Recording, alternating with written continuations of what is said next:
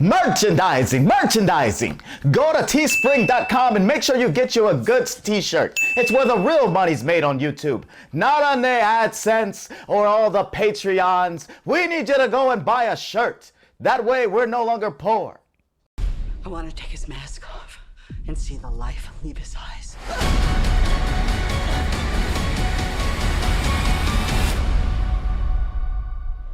Hi guys, so we actually got an opportunity to see Halloween Kills, which is rare for this show because there's a lot of times we both will see movies in 2 different time zones or 2 different frames. So like he'll watch it early and then I'll watch it late, and I'll watch it early and he'll watch it late. So this is one of the rare times where we both actually seen the film right away. So it's the most appropriate time to actually talk about it. Absolutely, and to continue our October horror love. Oh yeah, that's right. It is October, so we kind of have to talk about. That's right.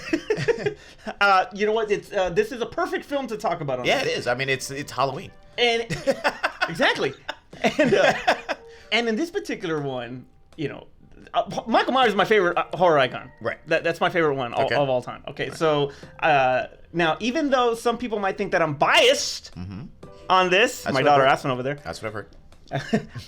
I am going to be completely 100% honest in this. Okay. Okay. So when we do our reviews, we don't want to, you know, we want to just break it down goods and bads, right? Right. More or less. All right. So why don't we start with the goods? Terrence, goods, Halloween Kills. Are we gonna talk about the setup of the film? Nah, that's right. All right, cool. All right, so goods. There is none. Breaking mold here. So the great thing I feel about this movie is, one, they did a lot about revisioning the past of Halloween. So when they gave us in the very first, well, not in the very first, but in the first of this trilogy, we had to basically accept that we're gonna not acknowledge all of the previous sequels. So with them telling us that, hey, like, those didn't happen, this is their new storyline, they didn't do a lot to really set up or kind of like deal with the fact that there was a lot of plot holes and things that were open. So this movie did a lot to kind of, by going back to the 70s and kind of readdressing the plot holes that were out there. Talking more about what was going on with Michael himself later on in the film and what maybe his purpose. I think those are one of the goods that I loved about this film, is that they were really trying to reset the timeline. Okay. If we're gonna use an Avengers thing. But you would say that, I mean, obviously this is a continuation from 2018, which technically we're over here saying about this is the middle of a trilogy when technically this is actually part 3. This is part 3 of a quadrilogy? Exactly. So, you know, is that a word? But it does, yeah. So it continues from 2018, and I agree with you on the flashbacks. Okay. Now I'm gonna talk about a little bit later as far as fun facts go and all of that in regards to those shots. Okay. But I gotta give credit where credit is due when it comes to design of the mask, the type of camera that they used for these shots, because it really felt like 1978. Yeah, it really did. It was like they kind of like, I don't know if they put a filter on it or whatever, but it actually did give you a feel of the 70s. The other thing that I did actually like about the film is, I mean, obviously it's a horror film, so I really enjoyed the kills. So these kills were super brutal. I mean, like, super brutal. So much to where I'm like, who stabs you in an armpit? Ew. And you know, it was funny because they had talked about, I need to get this in there. I don't know where, but we're going to get this in there. So that was like a... so they were like, this is happening. Armpit, like, we just don't know when we're going to do it, but it's going to happen. What sick guy sat there and says, like, you know when we should kill somebody? Armpit. Danny McBride. Oh man. Oh god. But it had some really, really gruesome ones.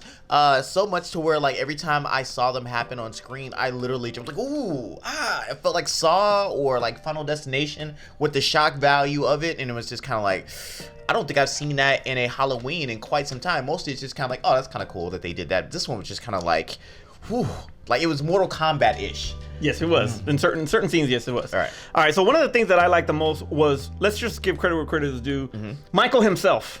Yeah. No, I think they did a good job there. Though I felt like they played up the childlike nature of him a little bit too much. Like the stabbing scene. I agree 100% with that. Because they made a big point to tell you that he's a child's mind in an adult body. I don't think that it was too much though. Okay. I don't think I get what you're saying, and you're right. They absolutely did that. Which, you know, it changes the motive here, you know. But yes, they did do that. I don't think they did it as much, but yes, you're right, they did. Now, Courtney, what's his name? Yeah, James Jude Courtney performs this like he's the one under the He's the mask. one that plays Okay. plays Michael Myers. He plays him to perfection. His movements, the way he walks, his quick turns. You know, as far as when he's revealing himself. Right. That didn't sound right, but you know what I mean. What kind of revealing is he he was doing? just absolutely phenomenal in this movie. Nick Castle, who actually played Michael Myers in '78, also had his shot at playing the Shape in this one as well. So obviously he's the GOAT when it comes to that. So he's gonna do well always. Right. But James Jude Courtney is just embraced and taken this role a lot like how Derek Mears took Jason in the 2009 remake. Okay. So you know he really took that. I liked what you said about the 78 flashbacks. Yeah, they were absolutely perfection. And my question was, Like who are those three bastards that was sitting there like taunting that little kid over the candy, and it was like what was the Mulaney's? Yeah, oh God bless. Yeah, Like, I wanted to beat them up. There's a thing that hopefully they come back in Halloween Ends and they get it. Oh God, I hope so. I thought the actual other kids in the current times were the ones that are actually going to get it when they showed like in the trailer with the Halloween 3 mask, and then it just ended up being adults. But that's me kind of going on a rant. So back to goods. All right. We want to talk about like the way the mask looked. Yeah, from the 78 flashback was absolutely amazing. So everything that the they attention did to in detail on that was great. In costume and makeup, they did a great job. And it's like everything you didn't feel like this movie was somehow disconnected from the previous one or the original one. But how about the prosthetics they did on the actor Tom Jones Jr.? I don't know if there's any relation to Tom Jones. And she's a lady. Whoa, she's a lady. But the prosthetics they used to make him look like Sam Loomis and Donald Pleasance. Oh yeah, okay. So it wasn't until they did the close up amazing. it wasn't until they did the close up. I was like, oh, it's not him. I thought they were reusing footage. No, dude, it's really him. It but was from not, a distance, obviously it's not Donald Pleasance, but yeah, it was from a look-alike. distance. It was spot on. I thought to read it, but then they did the whole scene. It was like, did Michael kill again? Did he kill again? And I was like, oh, that's not him. That's okay. But from back there, I was like, okay, cool. But it's better than did Michael kill again? All right. Other things Michael's you liked. brutality. Okay, yeah. So like I was saying, it was like the kills. It was like so. This is one of the rare Halloween films where I felt like I got to see the end of everybody that he dispatched. Sometimes they will do the like happened off screen or like in the middle of a kill, they kind of cut away and then you just never see the outcome of it. I felt like, oh yeah, they all died. They all died. And okay, so we want to talk about the kills. I mean, you were saying about the brutality of it all, the creativity and a lot of The creativity was like I said. I don't know if they got somebody from Mortal Kombat or if Mortal Kombat 12 they want to like maybe hire them to come up with the next fatality. You get me the shape in Mortal Kombat 12 right dude, now. The worst one was the guy getting stabbed in the eye in the back seat. Yeah, I was like, oh. I'm sorry, but I would have gotten out of the car. I don't know why they didn't. He was on the other side of the car. Yeah, it's like you got a door right there. Yeah, and he's going to work on her. Much love, I love you, but I gotta go. It was nice. I'll tell you, family. Exactly. But the firefighter scene was phenomenal. Yeah, and that had been revealed in the trailer. And so. you know what? When I'm watching this, and he has the the poker or whatever he's got, right? Right. And right before he goes down, which the shot selections of how they use that and how they film the fire and the water still coming down, like right. it was amazingly shot. But when he's attacking them with that thing, and then he just drops it, it really felt like The Crow. And he's like, he's gonna tell everybody you're all gonna die tonight, and then he throws the sword in the air. That's what that reminded me of. So that's a good callback. Yeah, so that's two movies where The Crow was Malignant, and now this one. Oh yeah, where they copy The Crow. What's going on? Obviously, that Crow remake is on his way. Yeah, absolutely. But the whole firefighter sequence was it was memorable for sure. It was awesome. So the other good thing that I liked about this film is that they addressed, and I know this might be something that a lot of people in other reviews that I've actually watched may have not been on board with, but they addressed the emotional stress that a small town, especially like at Haddonfield, would have from dealing with a serial killer.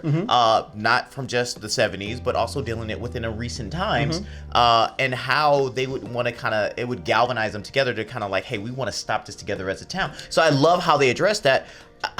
some of the play out. We're gonna get to the bads on that part. Some of the play out didn't quite work out the way I wanted, but I was really happy that they addressed that and kind of went forward. All right, so we're looking in that, when you're talking about that,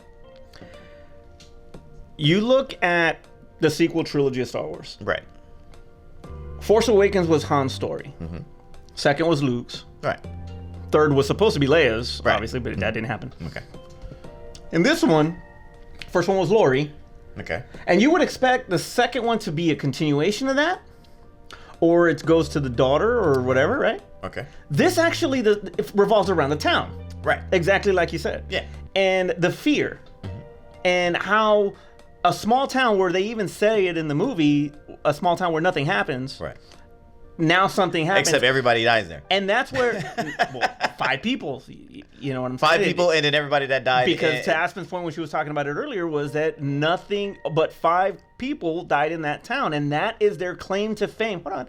That is their claim to fame. But more people died in 2018 though. Yes, I know that. but a lot of those people don't know that that's happened yet. Okay. Because they're in the bar. They have the TV on, and that, not till later that they see that it's happening. Okay. But it is not. Nobody knows this a is lot. next day. This is next day. No, it's the same day. It's the same night. Okay. It's exactly the same night. Okay.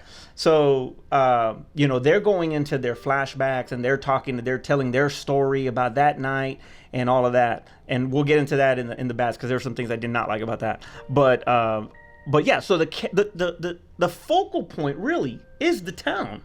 It's the complete town of Haddonfield. So that is, that's the central character. And when you're watching it, it really does set up the final where Lori is. Yeah, and I guess we'll coming full circle. We'll talk about that goes later. Okay, go ahead. All right, so I know. I mean, those probably all the goods that I took away from this film. Like I said, the referencing and resetting the timeline as far as what's going to be canon now and what we're actually taking from the original series and what we're doing new now. The brutality of the kills. And the townspeople dealing with the stress of having a serial killer there for the second time. And there's a lot of people that might not agree with me, and that's fine. But I really like that Lori was not the focal point of this. Oh no, I totally look, she's old. But not and just that. I was like, if you're not gonna make her Loomis, then kind of like push her aside and let's make this another Halloween film again, where like a lot of people can like not know what's going on until they happen upon Michael. If she is the focal point of it, then it's one of those things where like, well, then she's gonna tell everybody, hey, be on the lookout for the guy in this white mask, the old William Shatner mask. He's out to kill you. Yeah. So they had to sidelight her. But I did like that way it. It was still a lot of lot of people don't like that. They made her leave her own show. Her own franchise, whatever. You mean the franchise she's only been in like 3 times? Yeah. You mean like the way they had the Mutos up in front and center in Godzilla, and they never even showed Godzilla? So I mean, that's getting pushed aside. I didn't come to this movie to watch Laurie Strode. I came to the movie to watch Michael Myers. Yeah, unless it's Laurie Strode like from Perfect or something like that, right? I mean, then I would watch it. All right, but anyway, so can we CGI that? But I think that her being on the sideline it's actually better for a setup to whatever that is going to happen in the future. Okay. So there's going to be a lot of these. So let's go with the bads. Let's go with the bads. Go. I don't think I have a lot of bads. I do. So one of the bads I mentioned earlier is that like I think they overplayed the childlike nature of Michael. Look, I get that his mind isn't maturing like everybody else's, and they wanted to play with why he was such a psychopath because he hasn't quite developed. But I thought they went a little bit too far with it. Like the knife stabbing scene, I was like, okay, cool. I kind of get that. But then everything else was too long of a glance, too long of a look. I'm going to bat stuff down because I don't want to use a gun. And I know we... What? No, just like his mind isn't thinking about that. It was like his mind is just stab, stab, stab. And there was a minute where he knocked the gun out of the girl's hand, and there was an opportunity where like somebody was gonna stab him, and he just kind of stepped on. No, the boyfriend was gonna shoot him, and he stepped on his hand or something like that. So it was just that like, okay, great, I got it. That maybe he's not all there, but they kind of really pushed the fact that he's not all there. Like there was too many looks. There was too many stops. There was too many kind of like, I don't understand what this is, but I'm going to be in my rage mode and kind of go on. So that was one thing that I didn't like. The other thing that I didn't like was the resolution to the town thing. The mental patient. Okay. Where it had some consequences for them to realize that maybe we become an angry mob. We're no better than Michael. Yeah, we're no better than Michael. But they moved past that like really quickly. They were like, I thought oh yeah, dude, we kind of caused this. So Michael's over there. Just can we get somebody to go clean up on aisle 7 over here? Let's go after Michael over there. It's like it had no consequences. I think okay. If it had disbanded the mob and then like it was just Michael, it's like okay, now Michael doesn't have to deal with the townsfolk because they realized they went too far. Then I felt like there was some consequences for that. But they just kind of like, cool, we're just gonna do better next time. We're gonna get the right guy next time. And then they just moved on and they just kind of forgot about poor old mental patient here that fell off a roof because you guys were hunting him down with tiki torches. Okay, well and that's what I was gonna get at. A lot of those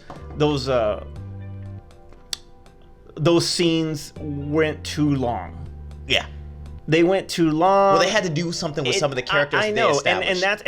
and we were, Ask and I were talking about as far as the social commentary about the whole Right. thing, where monsters create monsters or fear create monsters, Right. and so forth. A lot of which, kind of is a reflection of everything that's going on in the real world, whether it's the pandemic, the anti-maskers, the anti-vaxxers, and the storming of the Capitol, all these different things, you can see in this. And, David Gordon Green actually mentioned how a lot of that stuff was going to be in this movie, and things from the pandemic was going to be in the third movie and so forth in present time. So who knows if that's going to play an effect where they're going to be wearing masks and Halloween Kills again. He's got COVID. Yeah. Anyway, so I thought that a lot of that was a little too much. There are some movies where it works. Get Out. Yes. Us. Candyman. You don't think this movie deserves some social commentary? No, not Okay. not this established franchise.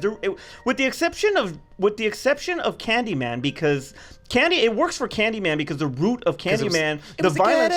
In the ghetto. No, because of everything that happens to Candyman in his real life. I mean, it's like it was dealing with racism. With racism and hatred and all of that. So it was relevant in that movie. Okay. It's not completely relevant in this regard. Now, because Aspen and I brought this up again. Okay. If all 11 movies before, or whatever, Had been about white mob, but like no, trying to track down. if those movies really happened in that town, if they were all canon, Right. then that would be a really good reason to be like this. I would For feel like five, that. I feel like that's that. way too many people for 5 in 40 years. How many people live in this town, though? 40 years How many for people live in this 5. town? Like, I just don't. How many people live in this town? Now, granted, like you said, we don't know. I don't know how many people live I in mean, there. this is probably be like a town that's like 500 people, 5 and like 10% or like 5% of their population. Well, this is Illinois. I don't so know math. It was like 5% of their population, and it was I like, just hey thought- man, you was like. I just thought a lot of that just drug on too long. And I think it did play out. It took too long to play out. Thank I you. think they Exactly. they either introduce it later in the film or they resolve it earlier. My problem with it is that like the resolution was kind of like, oh my bad, so let's move on to real Jason, and then they just kind of went on. Jason? I mean, sorry, real Michael Myers. Let's move on to real Michael Myers. So it was just kind of like my bad, and it's like, oh, I'm sorry. So we won't do that again. Well, a lot of those. Let's focus on real Michael Myers. I thought a lot of those scenes kind of threw the pacing off a little bit. Okay. to be I'll honest give with you that. I'll give you that. So that was one of the things that I didn't like about it. It took the story time that everybody was using to explain kind of like it's almost like, where are they now? Type of thing, because they're legacy characters, Yeah. and nobody has seen them in so long. Yeah, with the they- exception of the they- nurse, because she was in H2O. They but did have to recap where yeah, everybody exactly. was at And I since the thought that first was film. too much. Yeah. And I get that. And another thing that I did not like about it, and I love Anthony Michael Hall, Okay. but I did not like him in this movie. Tommy Doyle was probably one of the most annoying characters in this whole movie. And I love Anthony Michael He Hall. had to lead the mob. No, he did not. He had to lead the mob. Well, he had to lead the mob to satisfy his own ego, Yeah. because that was his freaking claim to fame. Kind of like the people that can't let go of high school. They peaked at high school, so everything's all about high school. Well, that's him. His claim to fame is surviving 1978. So he's got to be the one front and center to pretty much overcome this evil. But it was just too much. Okay. And I was good with the result with him. I didn't think it was gonna be that brutal, but still. I mean, is there a population left to this town? Because I feel like Michael took out a significant portion of it. Yes. There ain't gonna be no mob left. And no mob left. It's like all the mob that came is not there anymore. Okay, if you took a shot for every time they said evil dies tonight, you'd be drunk as hell. I didn't keep track. I didn't keep track of that. But It was too much. They did reference evil, and it looks like they were setting up one of my not my favorites, Halloween films was more of the Curse of Michael Myers. Yeah. It looks like they're setting that up because, and which is, I guess this will go along the lines of where I would say I did not like, because we did all that stuff to bring Laurie Strode back for the second film, right? We did all this stuff to sideline her, which we thought was going to give her her own, like, kind of like, I did it moment in the third sequel, or in the third portion of this sequel. But it looks like they're ready to move on and do something else to explain, because now they've gotten rid of, like, they got rid of the relation and why he would be somebody. It's like, just put it on the house. And it's like, oh, he just wanted to go home. I mean, he been home. Okay, how about this? He's already been there before. And it's like, so why? It's like, there's all these other things going on. And it's like, hey, we're going to move on to the Curse of Michael Myers. And there's another reason why he's out there doing this. And I kind of like the relationship better because I don't like Curse of Michael Myers. Okay, but okay, so here's the thing on this. All right, I was trying to figure this out too, because they basically told her it ain't about you. Yeah, it ain't about you. It's about this other thing that was going on. It was like somebody must have cursed and like hated the town and wanted to cause all of this carnage and stuff that was going on. And I'm like, why this small town? He was like, we got bigger towns. You could be doing this. So he tells him. So he tells her that it's not about her, and that the doctor was the one that put him on her path. So when he said that, I was like, Loomis? No, Sartain. I know. I got that later. But I was like, Loomis? I was like, Loomis did this? So I'm trying to think. So I went back and I was looking at 2018. So the car's over here. The cops are over here. I don't know if the cops are like right there into her path to go in or what. But if he would just wanted to go home, wouldn't he have just gotten in the car? He could have just went. Look. And just drove. Because we know Michael Myers drives. Yeah, and just went home. Just go home. If that's what you want to do, just go home. But no, he went. Killed the cops. Yeah. So he did all these extra steps. If he just wanted to go home, he could have went home. And as a matter of fact, he had plenty. He was already home. Okay. In the 70s, he was already home. Well, well, that's just it, and that's where I wanted to get that with this. So they retconned the brother and sister thing. Why Laurie then? Why is he going after Laurie? There's no point to it. Yeah, there is. It's like somebody pointing. Yeah, there is. Check this out. Yeah, there is. You ready? She had to put the freaking for sale sign. He was like, "You ain't selling my house. You ain't selling my house." He was upstairs looking at her. He was already in the house, and he was seeing her put. He was seeing put Strode Realty on the property. I think. I think he went like, "Who's this bitch selling my house? Let me go outside." I think they were. I could see what they were doing. They were like, "Hey, we're gonna retcon some things, right? We're not gonna make them siblings. He's just a murderer." And then somebody for this film said like, how can we bring in like the later films? So then they were like, well, we can add in 3 by making the crappy kids wear the mask, and then we'll kill the adults in the mask. Should have killed the crappy kids. We'll have them kill the mask, and it was like, well, he killed one of the crappy also kids. do. What was the name of the cult? Thorn. The Thorn, right? So it's like we can add that in, and it's like as much work as they did to distance themselves from the original franchise. They did everything they could in this film to bring it right back in. Okay. I'm still with that. You're trying to sell my house. I'm gonna kill you. Oh, okay. I think that's what it is. I mean, you could just haunt the place. You know, ghosts do it all the time. But yeah. All right. Just stare at her from the windows. So what do you overall?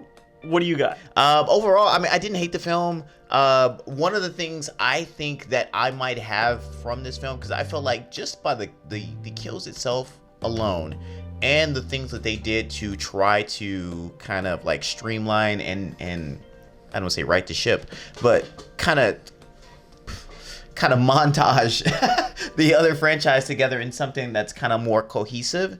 I really like that, and I just feel like my drawback of this film is that I think I got Halloween fatigue with this one, with just in the franchise in general. I feel like I've seen way too many sequels of the Halloween franchise, to where I think that I'm not as invested as I want to be in this franchise to really want to see that third film.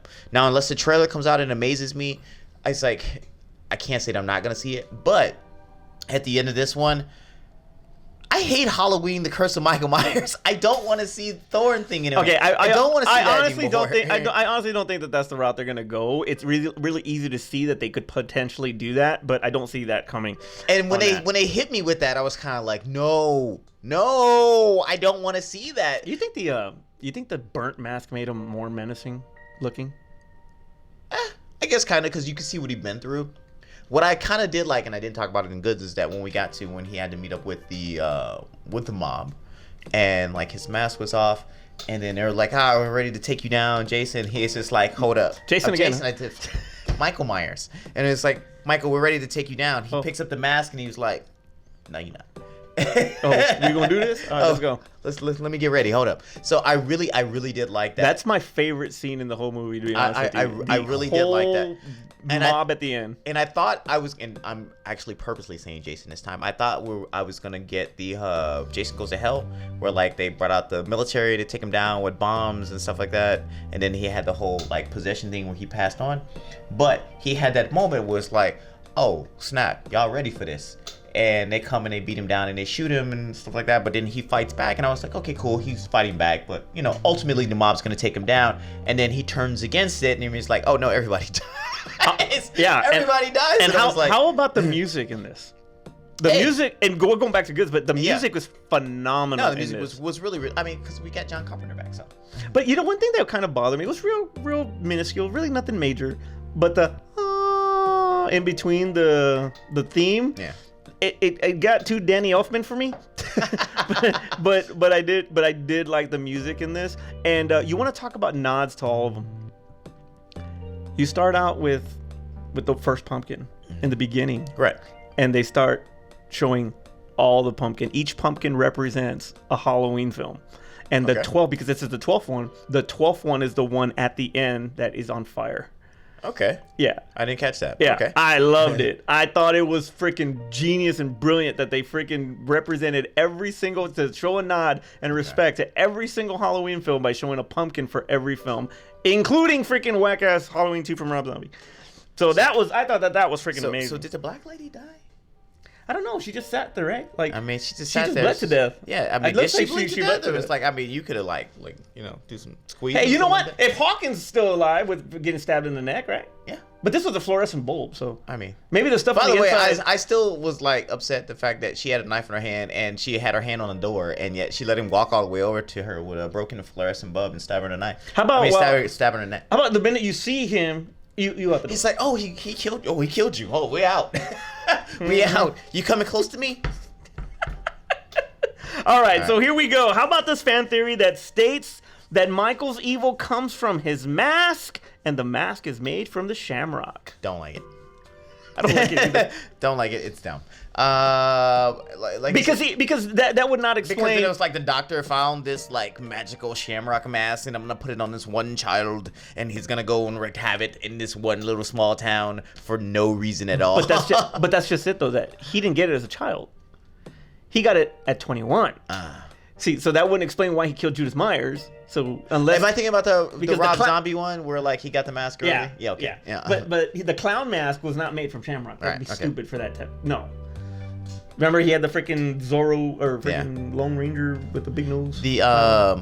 No, I think that would be dumb. So I'm gonna freaking say that's not gonna be the case. I hope not.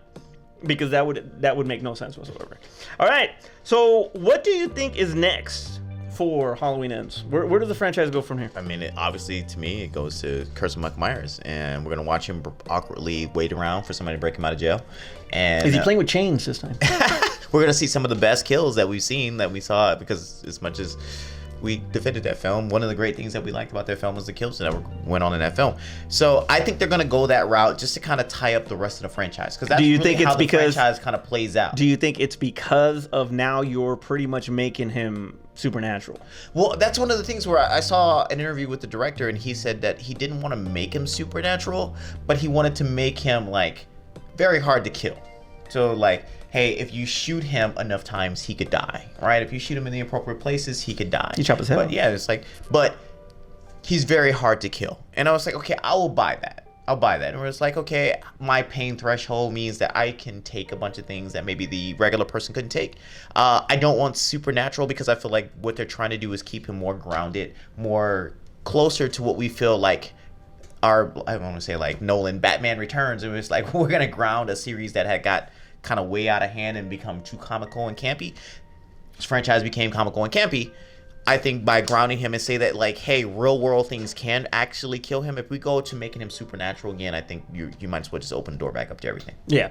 Overall, well, first of all, there was a saying that somebody said that when you watch this is just like the Empire Strikes Back of this franchise. I feel like it is. So for all these people that said that like so many things were left unresolved, everything was left unresolved in the Empire Strikes Back. I do not. I think this is The Last Jedi. I think this is more of The Last Jedi, the most divisive entry in a trilogy like ever. So I'm gonna actually say this is more like The Last Jedi. Hey, if you look at Roger and Ebert's, it's like they didn't like the Empire Strikes Back because. Yeah, you could thank home videos for making. And I feel like in hindsight, Empire a lot better. Yeah, in hindsight, later on later on as time goes by, people will enjoy this film more for what it is. If you're a Halloween and horror fan, I think you'll enjoy it more later on for what it was. If the third one pans out to be as good as we hope it to be, now if the third one sucks, then we're gonna be talking about like this was a setup for that. And, well, I'm afraid. I hope that doesn't happen. But you can pretty much bet that it's going to be Jamie Lee Curtis is going to be way more in this for sure. Yeah, she was like, I already took my shot in my stomach. I'm good to go. Well, put some staples in there. Well, it's 4 years. It's actually it's a a time jump of 4 years. She's already taken her Activa. And her daughter's gone from the way it looks, right? And I thought that was one of the things that I liked the most about that ending was that they like established they're family looking for her. Yet they're looking at each other almost like they're looking at each other like, oh, it's on fucking now, dude. Yeah, okay. Like one of those things. I really like that, and it's so, like a really great setup to Halloween Ends. I need them to give more reason. Because it can't be her just obsessed with Michael Myers anymore. Because since they revealed that, it's more revenge now. Before it was preparation. She got her revenge. But before it was preparation from brought in from PTSD. Right. Now it's flat out revenge because of what he did. If in fact Karen is dead, that is straight up revenge now. And she's gonna go freaking Jennifer Garner and Peppermint, where she takes 5 years to train, 4 years to train now. So yeah, man. I mean, I think it's gonna head into a really bloody mess. Activa, make sure you sponsor this film. I think they really should have made her Dr. Loomis.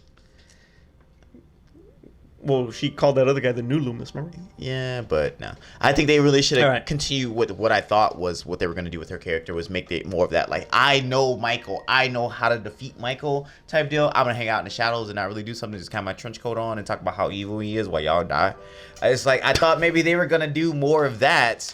Because that's why I wasn't shocked by it when they sidelined her, because I was like, okay, cool. They're just going to like, hey, let me tell you how to do it.